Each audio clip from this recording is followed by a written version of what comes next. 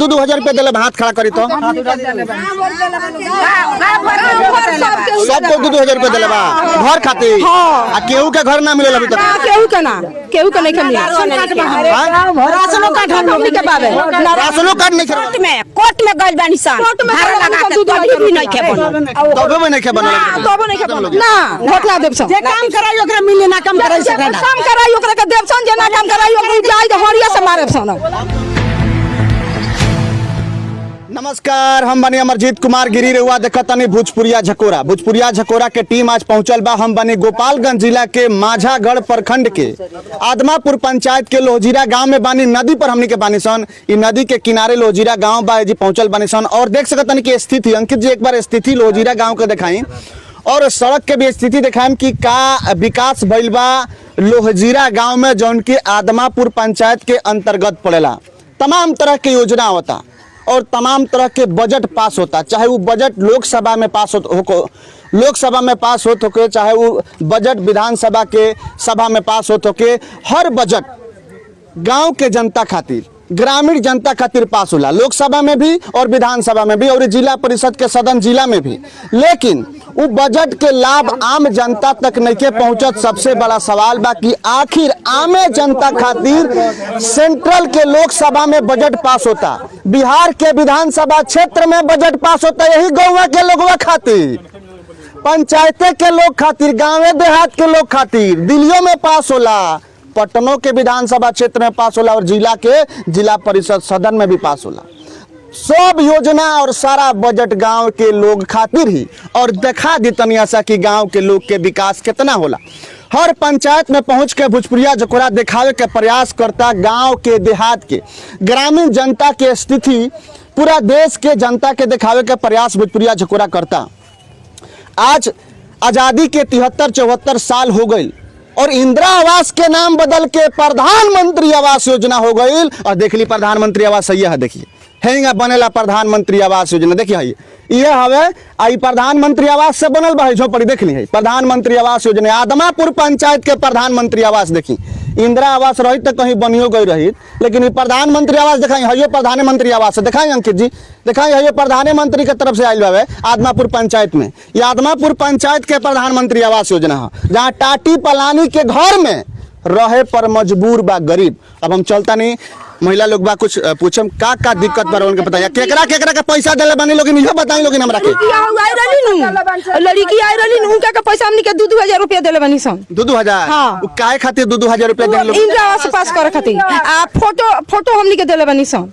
Photo 2,000 रुपया हां इंदिरा आवास 2,000 का कहली लड़की आई रहली त का कहली बुता 10 दिन के बाद बुता इंदिरा आवास पास हो जाए कहली भाई आवे वाला बा। फोटो देला आधार कार्ड के भेजले रहे वो लड़की के भेजले रहे 2,000 रुपया वसूल के? साल में मुखिया ने भेजले बनी बेदी के मुखिया सालम हवन के हो मुकेश का दुबारे सालम के काहे नाम लेता नहीं तो मुकेश मुखिया बारे मुकेश मुखिया भेजले रहे 2,000 रुपया वसूले खातिर। अच्छा के 2,000 रुपया देले हाथ खड़ा करी तो सबको 2,000 रुपया दिले बा घर खातिर आ केहू के घर ना मिले अभी तक केहू के नहीं मिला राशनो कार्ड हमनी के बाबे राशनो कार्ड नहीं करवा ना कोटा मिलेला ना मोदी सरकार देले रहन फ्री में खाए को हमनी के उहो ना मिलल। फ्री में मोदी सरकार देले खाए खातिर पैसा हमनी के कुछ नहीं मिलल, इतना भर नहीं के मिलल। अपनी बनिहारी को के मजूरी खाता खातिर घूम के बनिहारी को खाता नहीं बटैया खेत लेके भोका हमनी के खाता नहीं हमनी के कुछ नहीं के मिलल। भाग जाता लोग मरई चाटी समुची ढोहत आवे देबे रहे के तब शरण नहीं के हमनी के कहां रही सन नहर पर जाकर रहब सन तो के झूठ बोल देख सकता नहीं कि आदमापुर पंचायत की हकीकत वास्तविक तस्वीर मतलब कि आवास के नाम पर 2,000 रुपया के वसूली लोहजीरा गांव के माई बहन सब बतावता कि 2,000 रुपया के वसूली भइल बा। सबसे बड़ा सवाल बा सबके देले बा आदमी देले बा कुछ मिली राशन कार्ड जोन बनेला ओमे भी पैसा लिहल गेल बा का ना ओमे नहीं किछ देले लेकिन अभी तक नहीं के बना लीक फाउरल बानी सन ओमे पैसा लागल बाटे पैसा देले बानी सन कोर्ट में गइल बानी सन भाड़ा लगा के तभी भी नहीं के बनल तबे में नहीं के बनल नहीं के बनल। अच्छा राशन कार्ड के करा नहीं का तने से हाथ उठाई लोगन के हमनी के केहू आदमी के नहीं ये राशन कार्ड हैले नहीं के और लोग के बा के हमनी के नहीं खे हमनी के नहीं। अच्छा एक और बात बताई लोगिन, राशन कार्ड रवा लोगन के नहीं खे आ घर के भी 2-2 हजार रुपया रवा लोगन देने लोगन के घर मिली लेकिन वो ना मिलो। हमरा के एगो बात बताई लो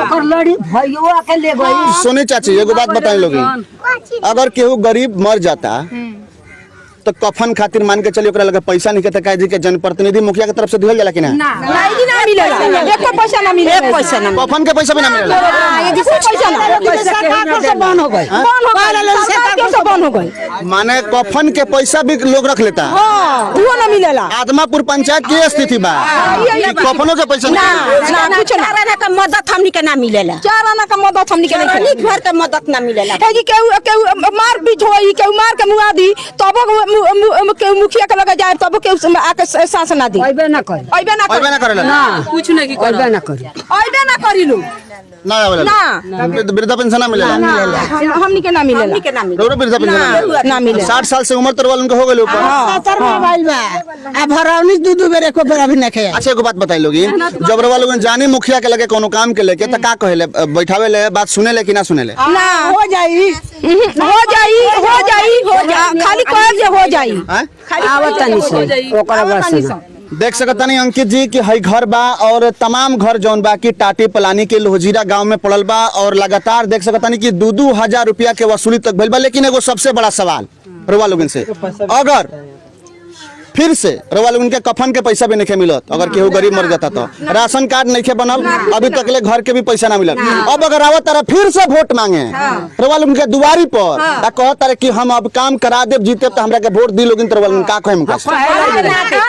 चला के कुछ मारब सोन ना देब सब मजूरी क के खाता नहीं से खेता खेती के देहला के का जरूरत बा? वोट केहू का ना देब से चप्पल से दारू से मारब सोन, हरिया चला के मारब सोन, देबे के वोट ना देम लोग ना वोट ना देब सोन, जे काम कराई ओकरा मिले ना काम कराई से काम कराई ओकरा के देब सोन, जे ना काम कराई ओकरा जाई तो हरिया से मारब सोन। अब तो वहाँ के कार्यकाल खत्म हो गइल, अब का काम करके दिखाए वहाँ के कार्यकाल तो खत्म हो गइल वहाँ के। जीत गइल बने वाला बन गइल के दोहानी से तो नहीं खेले जाना। अब हमनी के वहां से तो जेवा काट के रउआ से झाड़ू उठा के मारब सोन। का कहने कर्जा काट के कैसन कर्जा केकरा के?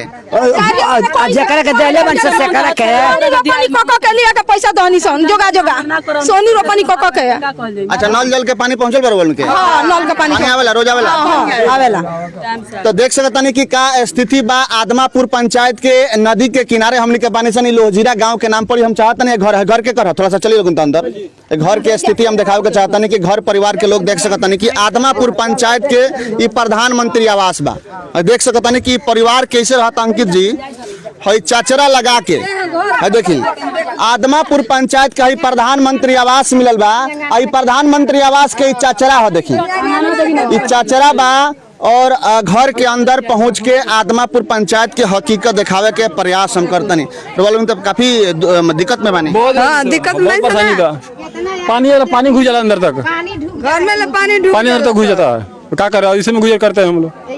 सब लोग हाँ दंगला भी लगता है ना, कहिए गति गई जा इंदिरा आवास नहीं खे मिलल केहू के ना, बाल की पानी गिरी ला अंदर क्या क्या ये ना मिलल हमनी के।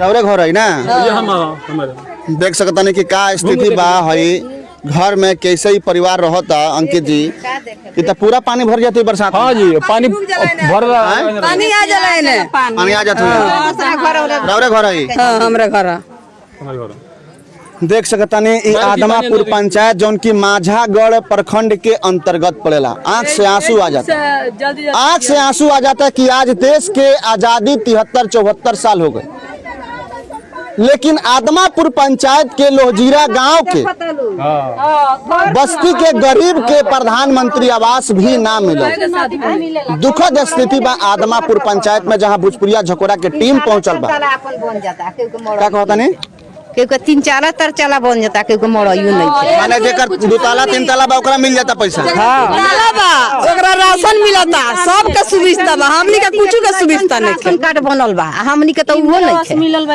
हमनी के कुछ के सुविधा जा नहीं खे। धनिक बा से राशन भर परिवार मिलता, हमनी के ना मिलेला, 2 आदमी के राशनो नहीं थे। ना कुछ नहीं खे। देख सकता नहीं कि घर के का स्थिति बा। करना ओकरा बाद स्थिति में से हमनी बानी सब हमनी जानता सब।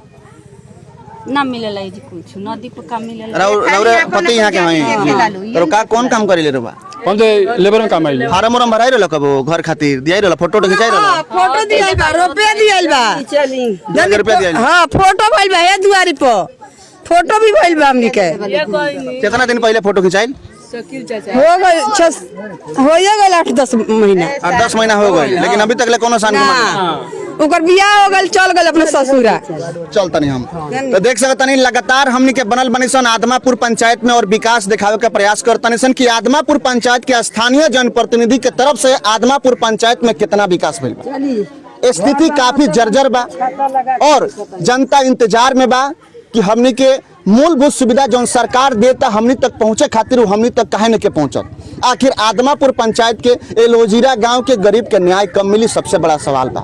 ई धरती पुकारता, ई धरती पूरा चीखता, ई धरती छाती पीटता कि आखिर विकास के नाम पर स्थानीय जनप्रतिनिधि लोग डंका पीटता। उन्हें भोजपुरिया झकोरा जब ग्राउंड रिपोर्ट पर पहुंचता तो देखे के मिलता कि कोनो प्रकार के विकास आदमापुर पंचायत में नहीं के भइल। आगे हमनी के चलता निशान हम रनिया गोपालगंज जिला के माजागर प्रखंड के आदमापुर पंचायत के लोहजीरा गांव से कैमरा के पीछे हमारे सहयोगी अंकित कुमार के साथ। धन्यवाद।